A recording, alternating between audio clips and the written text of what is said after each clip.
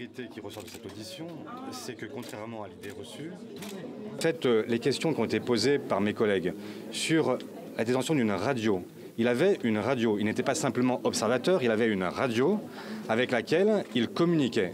Personne ne sait avec qui il communiquait, quels étaient les ordres qu'il pouvait donner, ceux qu'il pouvait suivre, quelle était la nature de sa mission sur place, pourquoi avait-il un brassard de police.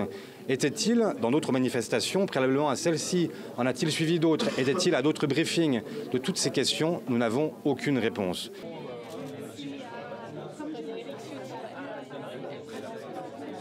Il est clair qu'aujourd'hui, on doit auditionner le président de la République parce que nous avons bien compris ce qu'on a dit, monsieur Collomb. Il n'est au courant de très peu de choses. Il nous a quand même dit qu'il ne savait pas le statut de monsieur Benalla. Il pensait qu'il était policier. C'est-à-dire, monsieur Collomb a dit devant la commission, lui, ministre de l'Intérieur, qu'il ne sait pas le statut professionnel de la personne qui assure la sécurité du président de la République. On en est là.